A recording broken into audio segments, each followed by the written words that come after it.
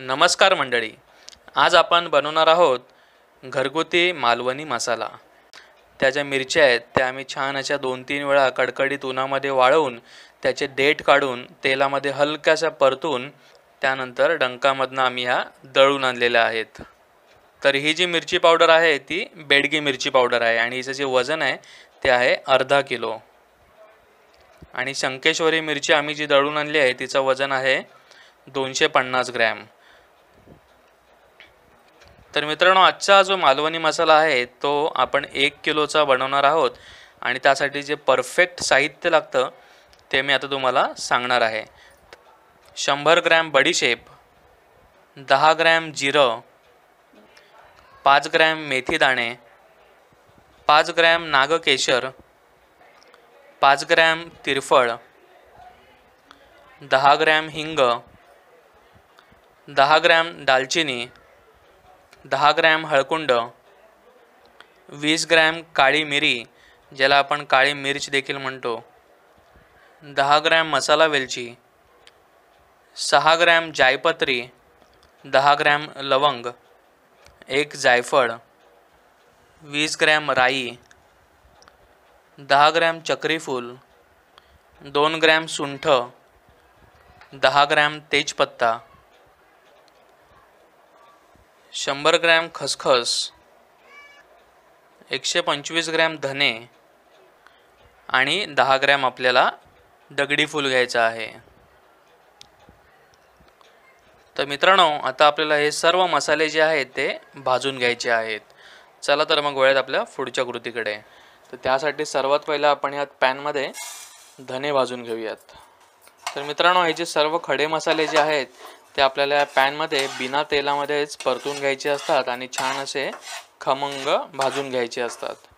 तर ॲक्च्युली हे खडे मसाले सर्व भाजण्याचं कारण असं असतं, काही खडे मसाले जे असतात ते थोडेफार ओलसर असतात, त्यांच्यामध्ये थोडासा ओलसरपणा असतो, ज्यामुळे आपला जो मालवणी मसाला आहे तो लवकर खराब होण्याची शक्यता असते। तर मित्रांनो, आता हे जे धने आहेत ते भाजून झालेले आहेत, त्यांना आपण एका प्लेटमध्ये काढून घेऊयात। तर आता या पॅनमध्ये आपण इतर खडे मसाले भाजून घ्यायचे आहेत। त्यामध्ये आपण नागकेशर, त्यानंतर तिरफळ, लवंगा आणि काळी मिरी भाजून घेऊयात। तर मित्रांनो, हे जे 4 खडे मसाले आहेत हे यांची जी साईज असते ती एक समान असते, ते त्यामुळे आपण यांना एकत्र भाजून घेऊ शकतो। एखादा लहान साईजचा खडा मसाला घेतला तर तो लवकर भाजला जातो आणि हे जे मोठे खडे मसाले आहेत ते थोडा टाईम लागतो, त्यामुळे लहान खडे मसाले जळण्याची शक्यता असते। आणि महत्त्वाचं म्हणजे या मसाल्याला कोणताही खडा मसाला आपल्याला अति प्रमाणामध्ये देखील भाजून द्यायचा नाही आहे। तर आता हे खडे मसाले खरपूस असे भाजून झाले आणि त्यांना छान असा सुगंध यायला लागला की मग आपण त्यांना काढून घ्यायचं आहे। तर मित्रांनो, हे जे 4 खडे मसाले आहेत ते चांगले भाजले गेलेले आहेत, त्यांना आपण काढून घेऊयात। आणि आता या पॅनमध्ये आपण मोहरी भाजून घेऊ। आणि आता ही जी मोहरी आहे ती छान अशी पुटुक पुटुक वाजेपर्यंत आपल्याला भाजून घ्यायची आहे। तर मित्रांनो, आता या पॅनमध्ये आपण हळकुंड, दालचिनी, मसाला वेलची आणि जायफळ या 4 गोष्टी आपण एकत्र भाजून घेऊयात, कारण हे जे खडे मसाले आहेत ते मोठ्या साईजचे खडे मसाले आहेत आणि त्यांना भाजण्यासाठीचा जो वेळ असतो तो कॉमन असतो।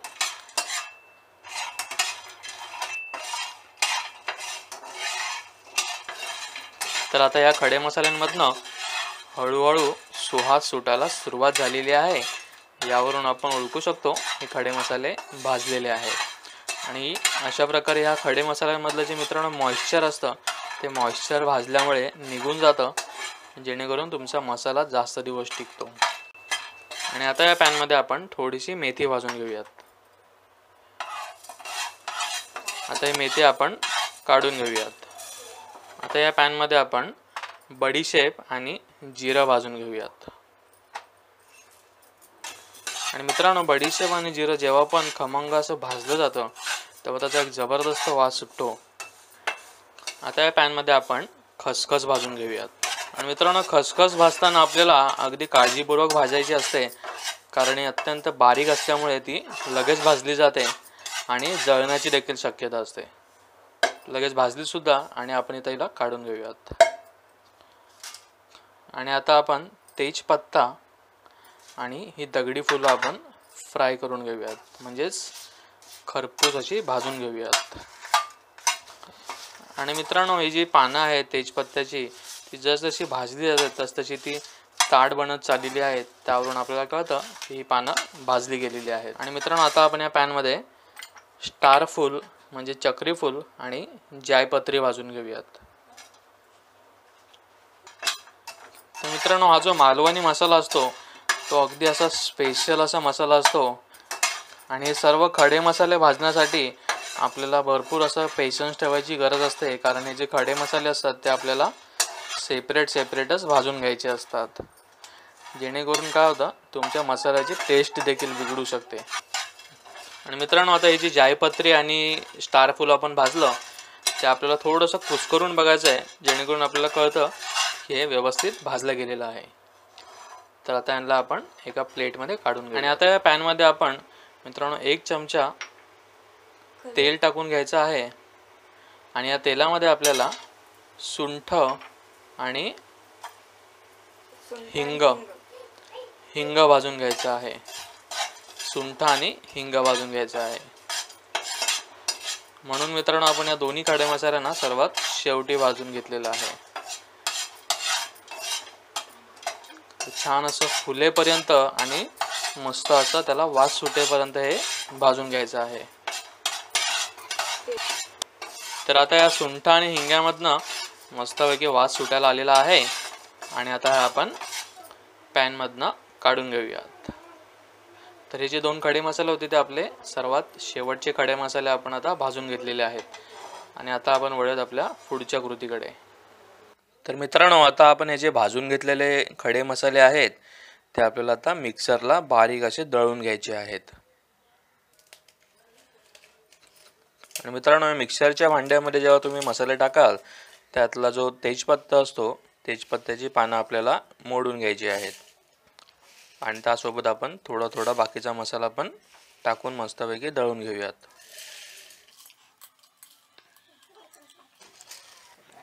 चला तर मग हे सर्व मसाले आपण दळून घेऊयात आणि पुढची कृती पाहूयात. आणि मित्रांनो, आता आपण ह्या ज्या मिरची पावडर घेतलेल्या आहेत, ह्या मिरची पावडर आपल्याला छानपैकी चाळून घ्यायचे आहेत. आणि हे पहा, आम्ही हा थोडासा मसाला जो आहे तो चाळून घेतलेला आहे. आणि हा जो तुम्ही जाडसर असा भरड पाहताय, हा भरड आपल्याला ॲक्च्युली काढून घ्यायचा असतो, नाहीतर आपला जो मसाला आहे तो चरचरीत लागण्याची शक्यता असते. हा जो भरड तुम्ही पाहताय, हा भरड तुम्ही टाकून अजिबात देऊ नका.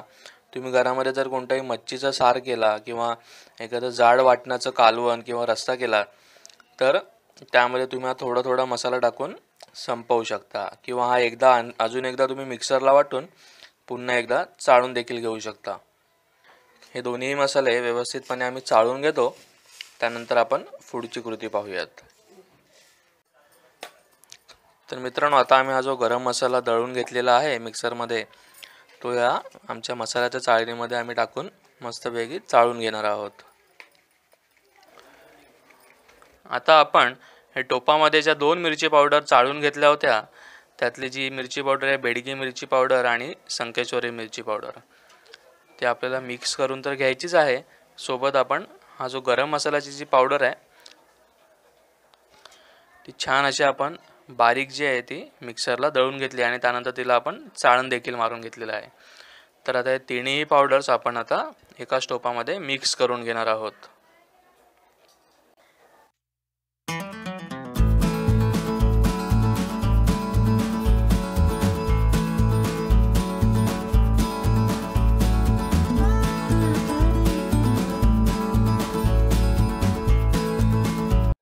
आणि मित्रांनो, अशा प्रकारे आपला हा जो मसाला आहे तो आपण छानपैकी मिक्स देखील करून घेतलेला आहे. तर मित्रांनो, आता आपण हा जो मसाला बनवलेला आहे तर यामध्ये आपण ज्या 2 मिरच्या वापरल्या होत्या तर त्यामध्ये आपण त्याला मिरच्यांना देखील ऑप्शन असतात. तर तुम्हाला तिखटमध्ये शंकेश्वरी मिरची नाही सापडली तर तुम्ही त्या बदल्यात लवंगी मिरची देखील घेऊ शकता किंवा पांडी मिरची देखील घेऊ शकता. आणि कलर मिरची जर घ्यायची असेल तर तुम्ही बेडगी मिरची देखील घेऊ शकता किंवा एक गुंटूर मिरची देखील मिळते बाजारात, तर ती मिरची देखील तुम्ही वापरू शकता. आणि मित्रांनो, आजच्या या मसाल्यामध्ये, मालवणी मसाल्यामध्ये आपण भरपूर सारे खडे मसाले देखील वापरले असल्यामुळे आपलं जे जेवण बनणार आहे ते अगदी टेस्टी बनणार आहे. तर ह्याच मसाल्याच्या वरती आपण पुढे देखील आणखीन काही रेसिपीज दाखवू मालवणी पद्धतीच्या. फॉर एक्झाम्पल आपण एखादी मच्छीची रेसिपी दाखवू, मशरूम मसाला किंवा नॉनव्हेजमध्ये चिकनची आपण रेसिपी नक्कीच दाखवू. चला तर मग मित्रांनो, तात्पुरती तुमची रजा घेतो. पुन्हा भेटूया अशीच एखादी नवीन रेसिपी घेऊन तुमच्या आवडत्या कोल्हापुरी किचन्समध्ये. भरपूर खा, हेल्दी रहा. धन्यवाद.